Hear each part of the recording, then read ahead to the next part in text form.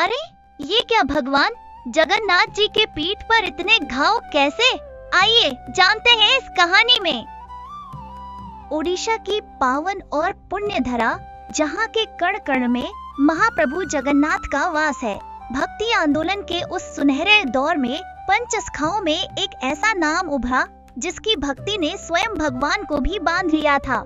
वो नाम था संत बलराम दास। जगन्नाथ जी उनके लिए केवल मंदिर में बैठी मूर्ति नहीं थे, वे उनके सखा थे, उनके मित्र थे, उनका सर्वस्व थे। दुनिया उन्हें बलराम गोसाई कहती थी और वो अपने प्रभु के चरणों में अपना जीवन वार चुके थे। दोस्तों, कथा शुरू करने से पहले नीचे कमेंट में जय जगन्नाथ जी की जरूर लिखें और अगर चैनल अभी तक सब्सक्राइब नहीं किए हैं तो जरूर कर लीजिए। साथ ही हमारे चैनल पर मौजूद बाकी वीडियोस भी जरूर देखें। कहते हैं जब प्रेम अपनी हदें पार कर जाता है तो भगवान और भक्त के बीच का भेद मिट जाता है। एक रात की बात है जब पूरी दुनिया गहरी नींद में थी, तब एक अनोखी लीला रची जा रही थी। संत बलराम दास और स्वयं त्रिभुवन के स्वामी भगवान जगन्नाथ एक साथ एक बगीचे में थे। वे किसी महान पूजा के लिए नहीं, बल्कि एक साधारण मनुष्य की तरह कटहल चुराकर खाने के लिए गए थे। सोचिए वो क्षण कितना अद्भुत रहा होगा जब सृष्टि के पालनहार अपने भक्त के साथ चोरी का लुत्फ उठा रहे थे। लेकिन नियति को कुछ और ही मंजूर था। अचानक बाग के रक्षकों की आहट हुई। भगवान तो मायापति हैं, वे पल भर में अंतर ध्यान हो गए, अपनी लीला समेट ली।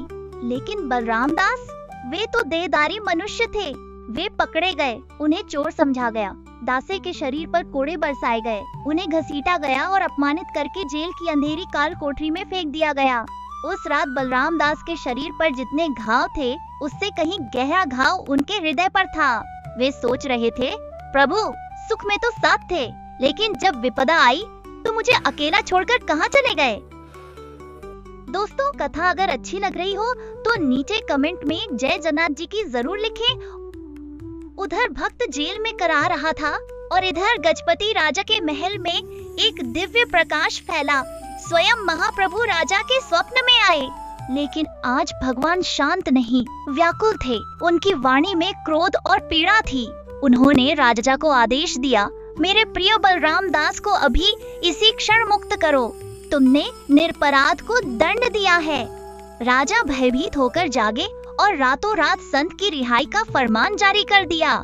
जेल से छूटते ही बलराम दास अपने घर नहीं गए। वे अपने घावों को लेकर सीधे बड़ा देऊल यानी जगन्नाथ मंदिर पहुँचे। आज उनकी आंखों में भक्ति के साथ साथ अभिमान था, एक रूठे हुए मित्र का गुस्सा था। गर्भगृह में पहुंचकर वे चीख पड़े, वाह प्रभु वाह, चोरी में तो बराबर के हिस्सेदार थे और जब मार खाने की बारी आई तो मुझे आगे कर दिया। क्या यही है आपकी मित्रता?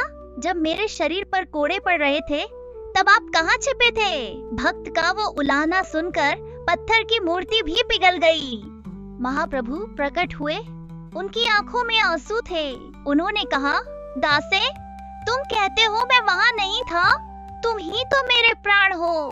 भला प्राणों को चोट लगे और शरीर को पता न चले। प्रभु ने कहा, मेरी पीठ देखो।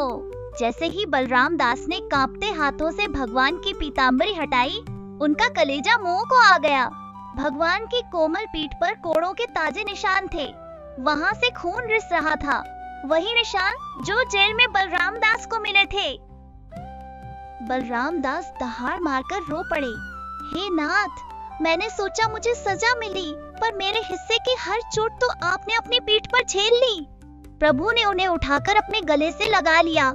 हम इससे क्या सीखते हैं? हम इस कहानी से यह सीखते हैं कि उस दिन दुनिया ने जाना कि भक्त और भगवान दो नहीं, एक है। भक्त की खातिर ही वे शंख और चक्र धारण करते हैं और भक्त की खातिर ही वे घाव भी सहते हैं। दोस्तों, अगर आपको कथा अच्छी लगी हो तो नीचे कमेंट में जय जगन्नाथ जी की जरूर लिखें और चैनल को अगर अभी तक सब्सक्राइब नहीं किए हैं तो जरूर कर लीजिए।